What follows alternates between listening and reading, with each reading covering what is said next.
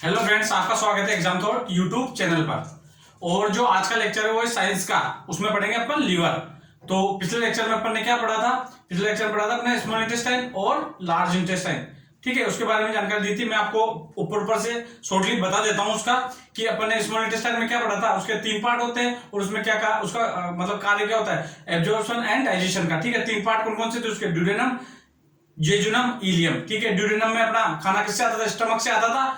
Crime crime बनता था stomach में, उसका खाना आता था एसिडिक फॉर्म में, और वहां के वो एल्कलाइन बनता था। किसके कारण बनता था? मैंने आपको बताया था वहां पर जूसेस पाए जाते हैं। कौन कौन से जूसेस आते हैं? Bile juice, pancreatic juice, intestinal juice और जो म्यूकस वहां पर पाए जाते हैं, जिसके कारण उसका पीएच बढ़ जाता था। ठीक है, उसके बाद अपना वहां खाना एब्जॉर्प्शन और डाइजेशन होता है। फिर आता है उसकी जो सेकंड आता था इलियम। इलियम में सर्वाधिक खाना पाचन होता है, ध्यान रखिएगा। इलियम नहीं, जेजुनम।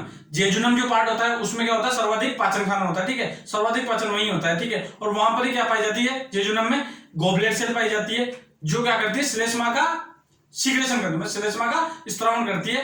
और आत जो रस होता है इंटेस्टिनियल जूस के साथ मिलकर वो क्या बनाती है? सकस एंटेरेकेसिस बना देती है। ठीक है, ये समझाया था मैंने। फिर मैंने आपको जेजुनम में क्या पढ़ाया था कि यहाँ पर विलाई और माइक्रोविलाई पाई जाती है, समझाया था। उसका कार्य क्या होता था? अवशोषण का कार्य होता है। वो सबसे ज्यादा अवशोषण का, इस कारण वहां अवशोषण होता है। ठीक है, फिर आ गए थे अपन जो जेजुनम के बाद आता है इलियम। इलियम पार्ट में मैंने क्या बताया था? ओनली यहाँ पर अवशोषण का कार्य होता है। ठीक है, और जो भी मतलब पाचन हुआ दोनों से, किससे? जेजुनम और इलियम से। फिर वो चला जाता है अपना लार्ज इंटेस्टाइन के पार्ट। फर्स्ट में कौन सा उसका भाग आते हैं? 3। कौन कौन से होते हैं? सिकम बताए, कोलन बताए और रेक्टम बताए। सिकम में चला जाता है, सिकम में अनडाइजेस्टिव फूड आता है। और फिर वो अनडाइजेस्टिव फूड किसमें चला जाता है? कोलन में, और कोलन से चला जाता है रेक्टम में, और रेक्टम से जाके वो एनस द्वारा अपन बाहर उसको निकाल दिया करते हैं। ठीक है, ये समझाया था मैंने आपको। फिर मैंने आपको अपेंडिक्स भी बताया था, वो अवशेषीय अंग होता है। और अपना को उससे क्या पता लगता है? अपने पूर्वज घास या सेलुलोज खाया करते थे, और उस घास का पाचन कहां होता था? उसका अपेंडिक्स में होता था। ठीक है, मैंने इतना आपको बताया। और पेनक्रियाटिक जूस बताया। पेनक्रियाटिक जूस में क्या बताया था मैंने आपको? उसके enzymes, trypsin, chymotrypsin, amylase, lipase, वो सुक्रेज, माल्टेज, लेक्टेज और कौन सा? न्यूक्लियस। मैंने ये बताया, इनके बारे में बताया। एमाइलेज किस में तोड़ता है? पॉलीसेकेराइड को डाइसेकेराइड में। ऐसे मैंने बताया सारी चीजें, आप एक बार लर्न करिएगा जो आपको मैंने शॉर्टली रिवीजन करवाया है। ठीक है, अब देखते हैं अपन इसके आगे लीवर का आज फंक्शन देखते हैं। लीवर क्या क्या कार्य करता है, लीवर से क्या सीक्रेट होता है, लीवर में क्या बनता है। ठीक है, देखिएगा, देखते हैं। आइए अपन पढ़ते हैं लीवर। देखिए, तो लीवर पढ़ने से पहले मैं आपको ये बोलना चाहता हूं, प्लीज मेरे लेक्चर को रेगुलर आप अपडेट माइंड में रखिएगा। अगर आप रेगुलर साइंस को टच रखोगे ना तो आपको कंफर्म याद हो जाएगी। और लीवर का जो टॉपिक है ना वो इंपॉर्टेंट होता है फॉर एग्जामिनेशन के लिए, क्योंकि बहुत से एग्जामिनेशन मतलब अधिकतर मैक्सिमम एग्जामिनेशन में से क्वेश्चन आता ही आता है। ठीक है, देखिएगा, आज पढ़ते हैं लीवर अपन। लीवर, यहां लिखता हूं लीवर। चलो, लीवर इट मीन्स यकृत। देखिएगा, मैं पहले डायग्राम बना देता हूं, उसके बाद मैं आपको समझाऊंगा। ठीक है, मैं डायग्राम बनाता हूं।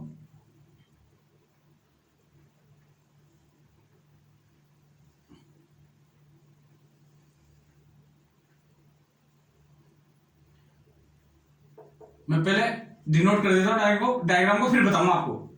राइट लोब होता है ये लेफ्ट लोब। ठीक है, ये ऊपर क्या होता है? डायफ्राम। डायफ्राम होता है। ठीक है, डायफ्राम।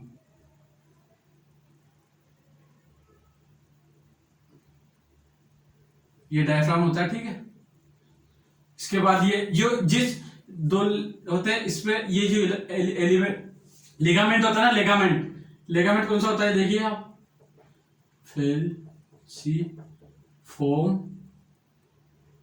फेल्सिफॉर्म लिगामेंट। ठीक है, याद रखिएगा। फिर इसके बाद अपन यहां से क्या आता है? इसका होता है ये अपना डायफ्राम होता है, इससे राइट भाग में होता है। मैंने यहां से 2 डक्ट निकाले, एक तो ये, एक सॉरी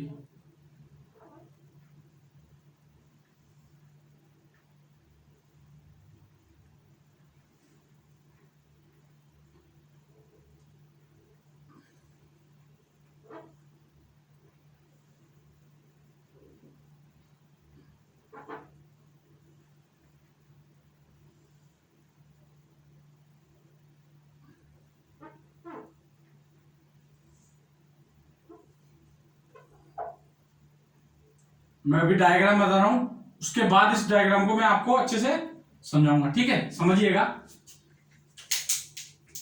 ये दो लोब होते हैं लीवर के, लीवर है, ये लीवर का डायग्राम है, इसके दो लोब होते हैं, मैं समझाऊंगा अभी। और ये इसके पीछे क्या होता है, स्फीयर शेप का गॉल ब्लैडर, ठीक है। इससे भी एक क्या आती है, डक्ट आती है, ठीक है, देखिएगा, इससे भी एक डक्ट आती है, ठीक है। इसके बाद अपनी डक्ट आती है इसमें,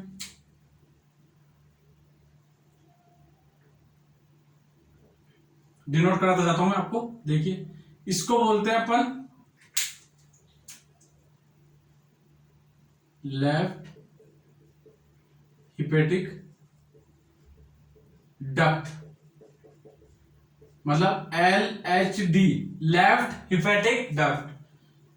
इसको अपन बोलते हैं राइट हिपेटिक डक्ट, ठीक है, RHD। इस यहां पर जब ये दोनों मिलती है ना, इसको बोलते हैं कॉमन हिपेटिक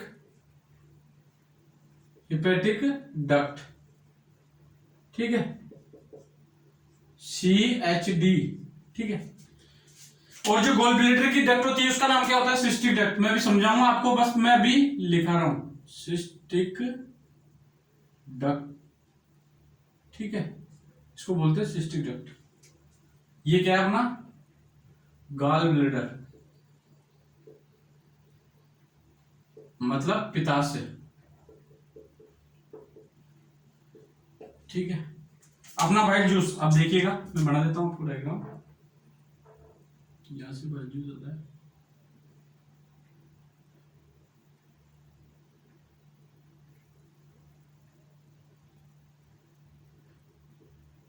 देखिएगा,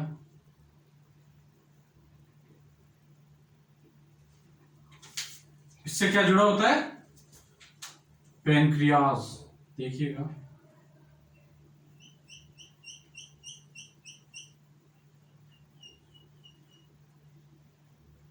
इससे क्या जुड़ा होता है, पेनक्रियाज, देखिएगा, मैं समझाऊंगा आपको अच्छे से, और आप प्लीज देखिएगा पहले, इससे क्या जुड़ा होता है, पेनक्रियाज।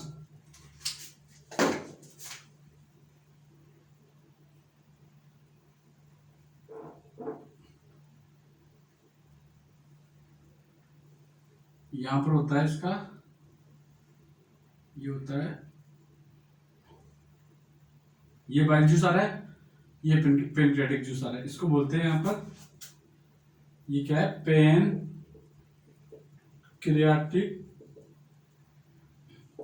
डक्ट, ठीक है, ये पेनक्रियाटिक डक्ट है, ये बाइल डक्ट है यहां पर, और जो दोनों को कवर करती है, जिसमें दोनों कवर होती है, देखिएगा, यहां से ये और यहां से ये,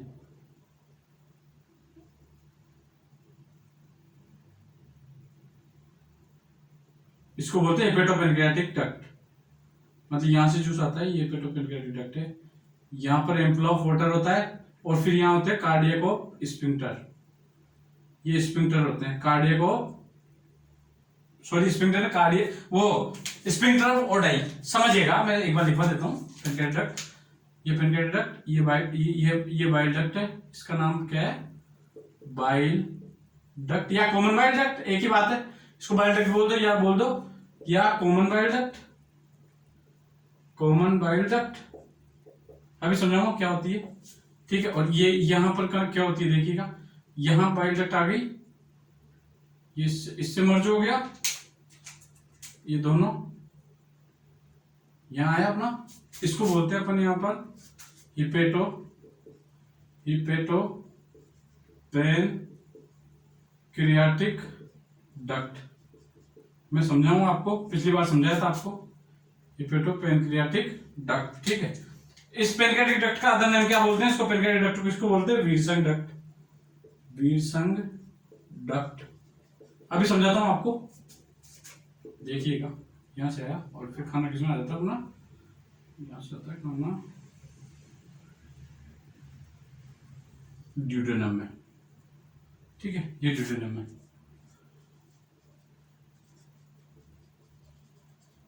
ठीक है, यहाँ आ जाता है अपना भोजन, ठीक है, समझिएगा आप सिस्टिक डक्ट होगी, बाइल डक्ट होगी। अब आइए, अब समझते हैं लीवर के बारे में। लीवर क्या, मैं डायग्राम बताया, आराम से आपको डिनोट करना, देखिएगा क्या होता है। लीवर क्या होता है, लीवर याद रखिएगा अपना एक ऑर्गन है, मतलब हेवीएस्ट ऑर्गन है अपने शरीर का, सबसे हेवीएस्ट ऑर्गन, हेवीएस्ट मतलब भारी ऑर्गन। देखिएगा कैसे कि लीवर जो बना होता है ना वो दो लोब से बना होता है, ठीक है, एक तो राइट लोब और एक लेफ्ट लोब, ठीक है। अब जो राइट लोब होती है ना वो सबसे बड़ी लोब होती है, ठीक है, लेफ्ट लोब की तुलना में, क्योंकि मान लो 75% ये इसका एरिया होता है, उसका 20% या 25% एरिया होता है, ठीक है। इसके बाद अपने को पता होना चाहिए कि लीवर क्या सीक्रेशन करता है, लीवर क्या मतलब बनाता है, बाइल जूस, और सीक्रेशन मतलब स्ट्रॉन्ग भी बाइल जूस क्या करता है, तो लीवर क्या बनता है, बाइल जूस। यहाँ पे लीवर में क्या बनते हैं, बाइल जूस, यहाँ पर बनते हैं बाइल जूस, ठीक है, बाइल जूस बनते हैं यहाँ पे, ठीक है, दोनों में, लेफ्ट और लेफ्ट, ठीक है। अब बाइल जूस बनते हैं तो बाइल जूस किसमें आते हैं, देखिए बाइल जूस अपने नीचे की साइड में आते हैं, अपने बाइल जूस आते हैं लेफ्ट हेपेटिक डक्ट। एक लेफ्ट लोब में क्या होती है, left hepatic duct, right lobe में राइट हेपेटिक डक्ट। तो लेफ्ट लोब से जो आती है ना, लेफ्ट हेपेटिक डक्ट से आता है बाइल जूस, और राइट से आता है राइट हेपेटिक डक्ट से क्या आता है, राइट लोब से आता है राइट हेपेटिक डक्ट से क्या आता है, बाइल जूस। और दोनों जूस जहां अगर मिलते हैं उसको बोलते हैं कॉमन हेपेटिक डक्ट, मतलब दोनों जो डक्ट मिलती है ना जहां पे आगे, मतलब दोनों का जूस आया और जो डक्ट है कॉमन यहां पर मिल रही है, ये कॉमन एरिया इनका, ठीक है, इसको बोलते हैं कॉमन हेपेटिक डक्ट, ठीक है। फिर वहां कॉमन हेपेटिक डक्ट से क्या क्या जुड़ा होता है, सिस्टिक डक्ट, मतलब वो किसकी डक्ट होती है, गॉल ब्लैडर की। मैंने लिखवा दिया पित्ताशय होता है, ये पीछे की साइड होता है इसके, पित्ताशय इसके पीछे की साइड होता है, और इसका कार्य क्या होता है, किसको, बाइल को इकट्ठा करना, या तो स्टोर करना इकट्ठा, या फिर उसका कंसंट्रेशन मतलब उसको गाढ़ा करना, या उसका मतलब ये जो इसका कार्य होता है इसमें अपने जो पाचन का कार्य करवाता है। अभी समझाऊंगा क्या करवाता है, ठीक है, देखिएगा, ठीक है। तो यहां पर मैं समझाया क्या होता है, दोनों डक्ट से आया अपना बाइल जूस, और यहां पर आके कॉमन डक्ट में मिल गया, उसको कॉमन हेपेटिक डक्ट बोलते हैं, और उससे क्या जुड़ी होती है, सिस्टिक डक्ट। तो cystic duct plus common duct फिर मिलकर क्या बनाती है, बाइल डक्ट। मैंने बताया बाइल डक्ट बनाती है, ठीक है, बाइल डक्ट बना दी, इसको बोलते हैं कॉमन बाइल डक्ट या बाइल डक्ट, ठीक है। अब बाइल डक्ट आती है, फिर उसके नीचे क्या होता है, पेनक्रियाज होता है, ठीक है, पेनक्रियाज होता है। पेनक्रियाज से कौन सी डक्ट आती है, ये क्या है, पेनक्रियाज है, ये पेनक्रियाज है, पेनक्रियाज, ठीक है, मतलब अग्नाशय, अग्नाशय से कौन सी डक्ट आती है, पेनक्रियाटिक डक्ट, पेनक्रियाटिक डक्ट आती है। और पेनक्रियाटिक डक्ट और बाइल डक्ट मिलकर बाइल डक्ट से बाइल जूस, पेनक्रियाटिक डक्ट से पेनक्रियाटिक जूस, और वो किसमें जाते हैं, ड्यूडेनम। अब ड्यूडेनम आ गया, तो ड्यूडेनम मैंने आपको बताया था, वहां पे एक डायग्राम बना के ये ड्यूडेनम थी, ठीक है, यहां पर था, देखिएगा एक डक्ट बनाई थी मैंने ऐसे, और ऐसे बनाई थी, याद रखिए पिछला लेक्चर देखो प्लीज। ये बाइल डक्ट थी, बाइल डक्ट, ये थी पेनक्रियाटिक डक्ट, पेनक्रियाटिक डक्ट, और इसको बोल रहे थे अपन hepato pancreatic duct, hepato pancreatic duct. क्या होता था, बाइल डक्ट आती थी, पेनक्रियाटिक डक्ट आती थी, दोनों में किस में आती थी, हिपेटो पेनक्रियाटिक डक्ट में आती थी। हिपेटो पेनक्रियाटिक डक्ट कहां खोलती थी अपने को, उसको किस पे खोलती थी, ड्यूडेनम में, और किसकी मदद से खोलती थी, ध्यान रखिएगा, उसमें होता है एम्पुला ऑफ वेटर पाया जाता है, वेटर होता है यहाँ पर, और फिर एम्पुला वेटर वहां से आता है, उसके आगे आते हैं स्फिंक्टर ऑफ ओडाई, और स्फिंक्टर और ओडाई की सहायता से बाइल जूस और पेनक्रियाटिक जूस अपन एंटर करवाते हैं किसमें, ड्यूडेनम में। याद रखिएगा यहां पर पाया जाता है ampulla of waiter, ampulla of waiter, ठीक है, और यही ये जो धागे नुमा संरचना है ना, इनको बोलते हैं स्फिंक्टर ऑफ ओडाई, जिसकी सहायता से अपना जो बाइल जूस और पेनक्रियाटिक जूस इसके अंदर आता है, ठीक है, और अपना आके वो ड्यूडेनम में चला जाता है, और वहां पाचन स्टार्ट हो जाता है, ठीक है। अपना कभी भी डायरेक्ट ना भोजन लीवर में नहीं जाता है, क्योंकि लीवर में कभी भी डायरेक्ट भोजन नहीं जाता, अपना भोजन जाता है, मैंने बताया था अपने बकल केविटी के बाद क्या पता,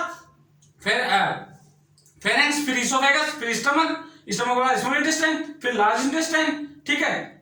और मैंने बताया था इनसे तो केवल जूस सीक्रेट होते हैं, मतलब ये खुद है ना, ये यहां पर खाना नहीं आता है, ये खाने को जूसेस देते हैं। तो यहां जो लीवर देता है वो कौन सा जूस देता है, बाइल जूस। समझ में आता है, अब पढ़ते हैं इसके अपन। ये मैंने आपको बताया डायग्राम से कि यहाँ होता है, वापस एक बार समझाता हूं, इसकी दो लोब होती है, ये दो लोब में बटा होता है अपना लीवर, राइट लोब और लेफ्ट लोब। राइट लोब बड़ी होती है, लेफ्ट लोब छोटी होती है, ठीक है। ये डायफ्राम के डायफ्राम के इंफीरियर मतलब डायफ्राम के नीचे होता है दाहिने भाग में। अपने मैं खड़ा हूं, मेरे दाहिने भाग में डायफ्राम के नीचे की साइड में होता है, ठीक है। फिर इससे दो डक्ट निकलती है, left hepatic duct, right hepatic duct, ठीक है। दोनों से क्या होता है, जूस निकलता है। और जूस कौन सा, बाइल जूस, बाइल जूस आता है, बाइल जूस नीचे से आता है और कॉमन डक्ट में मिलता है। कॉमन डक्ट दोनों मिलकर कॉमन डक्ट बनाती है। कॉमन डक्ट के साथ एक मिलकर फिर एक कौन सी एक डक्ट आती है, उसमें मिलती कौन सी डक्ट है, वो कौन सी होती है, गोल ब्लैडर की डक्ट होती है, उसको बोलते हैं सिस्टिक डक्ट। सिस्टिक डक्ट और कॉमन हेपेटिक डक्ट मिलकर क्या बना देती है, कॉमन बाइल डक्ट या बाइल डक्ट। और बाइल डक्ट से फिर अपना बाइल जूस जाता है। बाइल जूस कहां जाता है, फिर पेनक्रियास आता है, पेनक्रियास से पेनक्रियाटिक जूस आता है, ठीक है। और बाइल से बाइल डक्ट से बाइल जूस आता है, ठीक है। और वो दोनों जो किस में मिलते हैं, आकर हिपेटो पेनक्रियाटिक डक्ट में मिलते हैं। और वो हिपेटो पेनक्रियाटिक डक्ट में मिलते हैं, तो वहां पर पाया जाता है एम्पुला ऑफ वेटर, जिसका कार्य क्या होता है, आगे मतलब किस चीज जो अपना जो लिक्विड आया ना, मतलब जो रस आया है, मतलब जो अपना जूस है, उनको आगे आना। और जो खोलता कौन है उसके अंदर, sphincter of Oddi. Sphincter ODI की सहायता से ही वो इसमें जाते, ध्यान रखना, स्फिंक्टर ऑफ ओडाई की सहायता से अपने किसमें जाते हैं, वो ड्यूडेनम में, ठीक है। ये प्रोसेस समझ में। अब पढ़ते हैं इसके इंपॉर्टेंट जो क्वेश्चंस आते हैं, ठीक है। जो मैं लिखाऊंगा ना वो इंपॉर्टेंट है, जो बोल रहा हूं वो तो इंपॉर्टेंट है ही, वो तो मोर देन नॉलेज के लिए बहुत ज्यादा है, पर मैं जो लिखाऊंगा ना वो इंपॉर्टेंट लिखाऊंगा, जिससे क्वेश्चंस कंप्लीट आते हैं। देखिएगा आप, अपन इसको आप देख लीजिए, ठीक है। आइए अपन इसका आप इसके छोड़ लीजिए, मैं पढ़ाता हूं आपको अब आगे, ठीक है। देखिए, आइए लीवर, लीवर के बारे में देखिए। इसका जो कलर होता है ना, ठीक है, इसका कलर क्या होता है, देखिए कलर क्या होता है, मैं यहां लिख देता हूं। इसका जो कलर है, इसको मैं मिटा देता हूं, नहीं रहने दीजिए।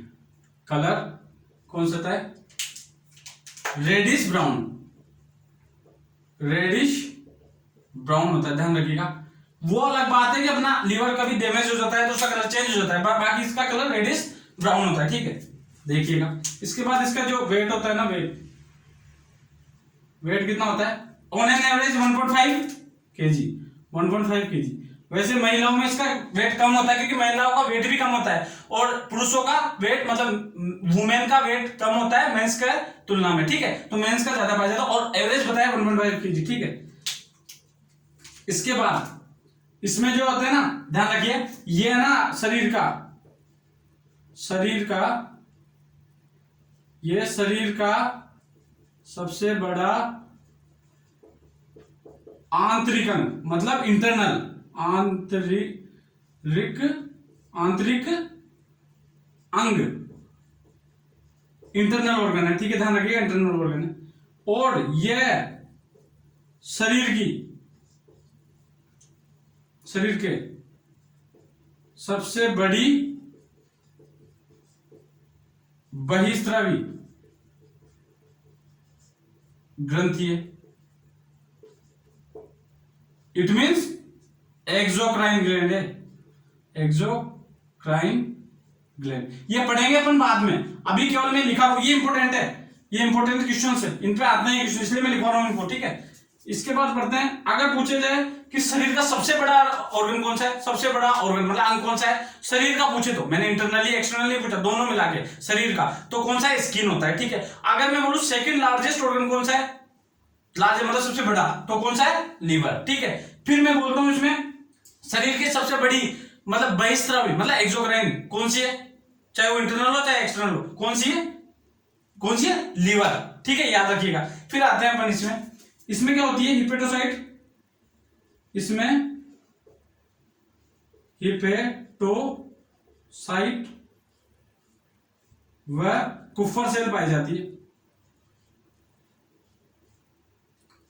सेल मतलब कोशिका पाई जाती है, मैं समझाऊंगा क्या होती है, पाई जाती है, ठीक है, पाई जाती है। और इसमें रीजनरेशन सबसे तगड़ा रीजनरेशन होता है, मतलब पुनर्निर्माण का होता है, यहां पर रीजनरेशन बहुत होता है, यहां पर रीजनरेशन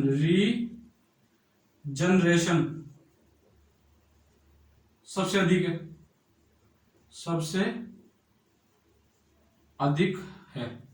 पूरे शरीर में। रीजनरेशन मैं समझाता हूं आपको क्या है। हेपेटोसाइट और कुपर सेल क्या है? हेपेटोसाइट सेल क्या करती है? रीजनरेशन का कार्य करती है। मतलब बॉडी में सपोज करिए किसी का लीवर 10%, अगर 10% भी जिंदा है ना, मतलब 10% भी लिविंग है ना, लीवर मतलब जिंदा है, तो उसका ट्रांसप्लांट करके, मतलब किसी से ट्रांसप्लांट करके उसके लीवर को वापस रीजनरेट किया जा सकता है, मतलब पुनर्निर्माण उसका किया जा सकता है। वो कौन करवाती है? उसका मेन किसका कारण होता है? वो होता है हिपेटोसाइट सेल्स का। ध्यान रखिएगा, हिपेटोसाइट सेल का मेन कार्य क्या होता है? रीजनरेशन में सबसे ज्यादा ये अपना काम करती है हिपेटोसाइट सेल। ठीक है। कुपर सेल क्या करती है? कुपर सेल क्या करती है? एंटीबॉडीज बनाती है। मतलब समझिए आपके शरीर में जो मतलब ये चीज एंटीबॉडी बनाने का कार्य करती है कुपर सेल। ठीक है, समझाऊंगा मैं कैसे। जैसे ब्लड रिलेटेड काम कार्य करती है, जैसे ब्लड सेल में थर्मोफिल्स होते हैं, या फिर कोई भी चीज ऐसी होती है जो मारने का कार्य करती है किसी चीजों को, जो भी मतलब विषैले होते हैं, जो टॉक्सिक होते हैं ना, जैसे जहरीली चीज होती है, उनको ये कुपर सेल मारती है। और ये उनको मारते मारते खुद भी नष्ट हो जाया करती है कभी कभी, लेकिन इनका रीजनरेशन कारण वापिस ये ऑब्टेन अपने बॉडी में हो जाए। समझ गई? कुपर सेल क्या होते हैं? कुपर सेल क्या होती है? हिपेटोसाइट सेल क्या होती है? अब पढ़ते हैं इसके अपन फंक्शंस, लीवर के फंक्शंस। ठीक है, देखिए अब लीवर के फंक्शन पढ़ते हैं। आइए देखते हैं लीवर के फंक्शन। इसका स्क्रीनशॉट लीजिएगा। इनमें से क्वेश्चन आते हैं, मैं बता रहा हूं, ये दोनों तो इंपॉर्टेंट है, ये 2 स्टार 3 स्टार लगा रखे नहीं, इंपॉर्टेंट है। यहां पर रीजनरेशन मतलब पुनरुद्भवन, इसको बोलते हैं पुनरुद्भवन, या इसको बोलते हैं पुनरुद्भवन या पुनर्निर्माण। ठीक है, ठीक है, देखिए इसका स्क्रीनशॉट लीजिएगा। आइए आगे बढ़ते हैं। ठीक है, देखिएगा, आइए ना पढ़ते हैं अपन इसका फंक्शन क्या होता है इसका। देखिएगा इसके फंक्शन, लीवर के फंक्शन क्या है, इंपॉर्टेंट है, फंक्शन से क्वेश्चन आते हैं। मतलब ध्यान रखिएगा, लीवर से इनसे क्वेश्चन आता ही आता है एक ना एक एग्जाम में, कोई से भी एग्जाम, गवर्नमेंट एग्जामिनेशन इंडिया में जो भी होते हैं, लीवर से क्वेश्चन आता ही आता है। ठीक है, देखिएगा क्या होते हैं इसके फंक्शंस, देखते हैं अब अपन।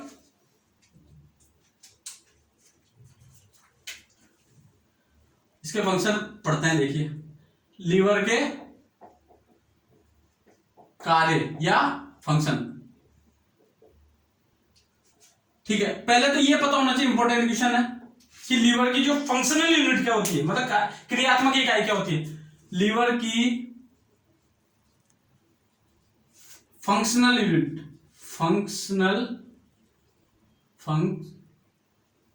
यूनिट क्या है, याद रखिएगा, इंपॉर्टेंट है। मैं डायग्राम इसमें डिनोट करूंगा, क्या होती है देखिए, हिपेटिक लोब्यूल, याद रखिएगा, हिपेटिक लोब्यूल। मैं हिंदी में भी लगा देता हूं, इसको लिखा देता हूं, हिपेटिक लोब्यूल, पूछ लिया जाता है एग्जाम में। ठीक है, हिपेटिक लोब्यूल। ठीक है, इसके बाद अपन पढ़ते हैं लीवर के कार्य। अब इसमें जो फर्स्ट फंक्शन क्या कहता है इसका, ये क्रियात्मक, मैंने फंक्शनल यूनिट बताई, मतलब ये कार्य को फंक्शन तो बोलते हैं। लीवर फंक्शन, लीवर कितने फंक्शन करता है, लीवर फंक्शन को मतलब बोलते हैं कार्य। ठीक है, आप समझते हैं अपन इसका मेन कार्य, ध्यान रखिएगा। लीवर है ना, लीवर मोर देन 500, मतलब 500 से भी ज्यादा ये फंक्शन करता है। फंक्शन मतलब कार्य करता है। देखिए कैसे, पहला फंक्शन बताता हूं आपको, इंपॉर्टेंट, बहुत अच्छे समझाऊंगा, अच्छे से, बहुत अच्छा है। फर्स्ट फंक्शन ये लीवर की, ये इंपॉर्टेंट है, ध्यान रखिएगा, ये बहुत इंपॉर्टेंट क्वेश्चन। ठीक है, फंक्शनल यूनिट की मैं पहला फंक्शन बताऊं, ये ना ग्लूकोज को किसमें कन्वर्ट कर देता है, ग्लाइकोजन में। ठीक है, याद रखिएगा, ग्लूकोज को किसमें कर देता है, ग्लाइकोजन में। ठीक है, दूसरा ये कर देता है ग्लाइकोजन को, मैं समझाऊंगा ये क्या होते हैं, अभी समझाऊंगा। ग्लाइकोजन को किसमें कन्वर्ट कर देता है, ये ग्लूकोज में। थर्ड क्या है देखिएगा, जो नॉन कार्बोहाइड्रेट सोर्स है ना, कार्बोहाइड्रेट सोर्स, इट मीन्स देखिए क्या है, जैसे वसा, एमिनो एसिड, ठीक है, ग्लिसरॉल, ठीक है, एमिनो एसिड हो गए, ग्लिसरॉल हो गए, प्रोटीन हो गए। ठीक है, इनको किस में कन्वर्ट कर देता है, ये ग्लूकोज में। अभी समझाता हूं क्या। ठीक है, देखिए इसको बोलते हैं जेनेसिस, अभी समझाऊंगा आपको ग्लाइको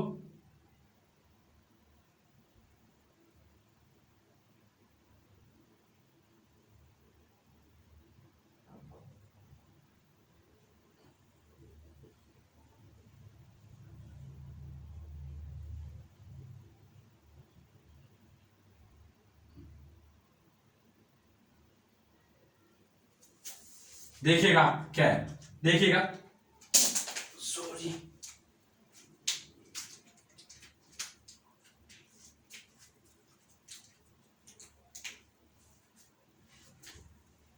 ठीक है, इसको मैं लिख देता हूं यहां से।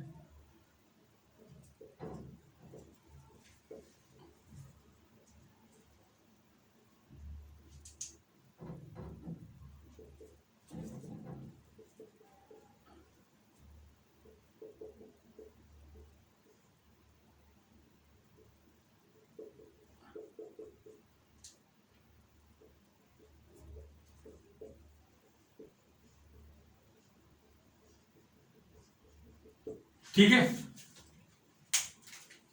आइए, ये पढ़ा दिया। अब क्या होता है देखिए, ग्लूकोज को ग्लाइकोजन में चेंज करता है, ग्लाइकोजन को ग्लूकोज में, और नॉन कार्बोहाइड्रेट सोर्सेज जैसे वसा, अमीनो एसिड, ग्लिसरॉल, प्रोटीन को ग्लूकोज में। आप समझिए कैसे कि अपना जो अपन बॉडी में रेगुलर रोजाना खाना खाते हैं तो अपनी बॉडी को कोई इश्यू नहीं होता है। देखिए कैसे, अपन खाना खाया तो अपने ग्लूकोज को किस में कन्वर्ट कर देता है, ये लीवर किस में कन्वर्ट कर देता है, ग्लाइकोजन में। तो ये तो हो गया नेचुरल बात। तो उसको क्या बोलते हैं, इसको क्या बोलते हैं, ग्लाइकोजेनेसिस बोलते हैं। ठीक है, ग्लाइकोजेनेसिस बोलते हैं। ठीक है, उसके बाद अपन सोचो, सपोज करो अपन आज अभी तो रेगुलर खाना खा रहे, कोई इशू नहीं आता। सपोज करो आप 1 या 2 दिन भूखे हो, ठीक है, आपने कुछ मतलब कार्बोहाइड्रेट नहीं खाया है, इट मींस आपने ग्लूकोज नहीं खाया या ग्लूकोज नहीं लिया किसी कारण से, तो आपका खाना किसमें कन्वर्ट हो जाए, खाना अपने को बॉडी को किसमें कन्वर्ट करना है, एटीपी की फॉर्म में। मतलब अपने को एनर्जी चाहिए, एनर्जी अपन ने 2 दिन से खाना खाया नहीं, तो एनर्जी अगर लाने के लिए अपना कौन कार्य करता है, एनर्जी किससे प्राप्त होती है, वो करता है लीवर फंक्शन। मैंने बताया लीवर खतरनाक फंक्शन करता है। देखिए फंक्शन क्या करता है, जो अपने अंदर ग्लाइकोजन है ना, अपने इतने दिनों से खाना खाया, उसका जो अंदर जो ग्लाइकोजन है ना अपने अंदर बॉडी को, उसको किसमें कन्वर्ट कर देता है, वो ग्लूकोज में। ध्यान रखिएगा,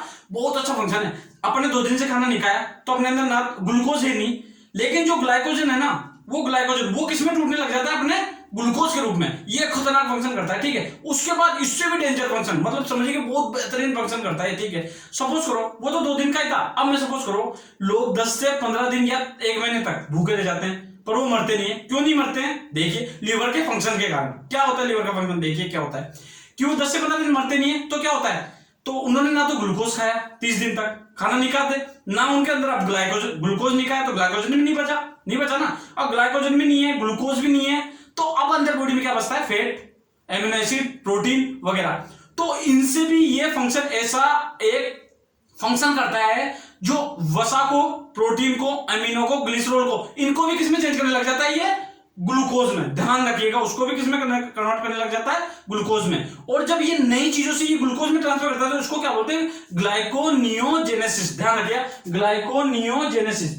और जब ग्लाइकोजन को ग्लूकोज में करता है ग्लाइकोजिनोलाइसिस, और ग्लूकोज को ग्लाइकोजन में करता है तो क्या बोलते हैं, ग्लाइकोजेनेसिस। ठीक है, नेक्स्ट फंक्शन पढ़ते हैं इसका। ये इसके फंक्शन, ये इसके पॉइंट है, याद रखिएगा पॉइंट है इसके, 1 2 फर्स्ट पॉइंट के पॉइंट है। ठीक है, 1 2 और ये 3। अब देखिए सेकंड फंक्शन। ठीक है, सेकंड फंक्शन देखिए, ये क्या करता है, हिपेरिन का इंपॉर्टेंट है, हिपेरिन का स्त्रावण करता है। स्त्रावण, हिपेरिन क्या है, एक एंटी क्लोटिंग प्रोटीन है। ठीक है, फिर स्त्रावण करता है। ठीक है, समझ रहा है, हिपेरिन क्या होता है, ब्लड क्लोटिंग बनाता है अपने बॉडी में। ठीक है, देखिए थर्ड क्या है, हिपेरिन का स्त्रावण करता है। फिर देखिए थर्ड, देखिए अपना जो ये अपने बॉडी में विषाक्तता खत्म करता है, शरीर में आए भोजन की, मतलब भोजन की विषाक्तता खत्म करता है, डिटॉक्सिफिकेशन करता है। इट मींस लिख देते हैं इसको डिटॉक्सिफिकेशन, मतलब कोई बैक्टीरिया आ गया या कोई जम्स आ गए तो उनकी क्या कहते हैं, विषाक्तता खत्म करता है। 4th नंबर आता है, ये जो वसा में घुलनशील विटामिन है ना, वसा में घुलनशील विटामिन या वाइटमिन ADE के या B12 का संश्लेषण करता है, संश्लेषण करता है, ध्यान रखिएगा, या स्टोर करता है। ठीक है, ये इसका नेक्स्ट कार्य हो गया। हिपेरिन का स्राव करता है, भोजन की विषाक्तता खत्म कर देता है, वसा में घुलनशील विटामिन ADE का, ये इंपॉर्टेंट है, ये इंपॉर्टेंट है सारे। ठीक है, करता है। ठीक है, अब आते हैं इसके नेक्स्ट पर, देखिए। ठीक है, आइए, ये भोजन अमोनिया को यूरिया में कन्वर्ट करता है। नेक्स्ट देखिए, पांचवा है, ये अमोनिया को किसमें कन्वर्ट कर देता है? यूरिया में। अच्छा आता है क्वेश्चन, किस ऑर्निथीन साइकिल से। ठीक है, अमोनिया को यूरिया में, इंपॉर्टेंट है, ध्यान रखिएगा। अमोनिया को यूरिया में करने वाला कौन सा ऑर्गन है? वो है लीवर। ठीक है, यूरिया में कन्वर्ट कर देता है। 6 पढ़ते हैं इसमें, जो अपने ये बाइल जूस को, मतलब बाइल जूस का, भाई ये है बाइल जूस मतलब पितरस का निर्माण व स्थापन करता है। ठीक है, आप पढ़ते हैं पितरस, मैंने बोला था ना पितरस, यहां पे पढ़ाऊंगा, करता है पितरस, छोटा सा है, कोई इशू नहीं पितरस में। पितरस देखिए आप, पितरस क्या होता है? इसका कलर ग्रीन होता है, मैं बताऊंगा क्यों होता है। पीएच होता है इसका 7 to 8, मतलब ये एल्केलाइन होता है, ठीक है, प्लस बेस, याद रखिएगा, एल्केलाइन प्लस बेस। ठीक है, अब पढ़ते हैं इसके पितरस का कार्य क्या है। अपने बड़े बड़े जो फेट का कार्य करता है, फेट को बचाने का, मतलब वसा को बचाने का कार्य करता है, और वसा के बड़े बड़े टुकड़ों को छोटे छोटे टुकड़ों में तोड़ देता है। ठीक है, तो ये क्या करता है? वसा के बड़े बड़े टुकड़ों को छोटे छोटे टुकड़ों के रूप में तोड़ना, छोटे छोटे टुकड़ों में तोड़ देता है, टुकड़ों में तोड़ता है। इसे पायसीकरण कहते हैं। ठीक है, याद रखिएगा, ये वसा का पाचन करता है। ठीक है, इसके बाद देखिएगा, अब आता है इसमें पित्त लवण होते हैं, 2 चीज पाई जाती है, पित्त लवण और पित्त वर्णक। देखिएगा, आइए, पित्त लवण और पित्त वर्णक क्या होते हैं? पित्त लवण में क्या होता है? देखिए भाई साहब, ये इसमें क्या बात है? सोडियम और Na और पोटेशियम, मतलब K और Na पाया जाता है। ठीक है, इधर क्या होता है? पित्त लवण में बिलरुबिन और बिलवर्डिन पाया जाता है, बिलवर्डिन। ठीक है, बिलरुबिन और बिलवर्डिन, ध्यान रखिएगा। इसकी मात्रा बढ़ जाने पर पीलिया हो जाता है, और ये बिलरुबिन, ये इसी के कारण है ना, ग्रीन होता है इसका कलर, पितरस का कलर ग्रीन, इसके कारण ही, क्योंकि ये तो होता है येलो, ये होता है ग्रीन। ठीक है, तो आज के लेक्चर में मैंने आपको बताया इतना ही। अब नेक्स्ट लेक्चर में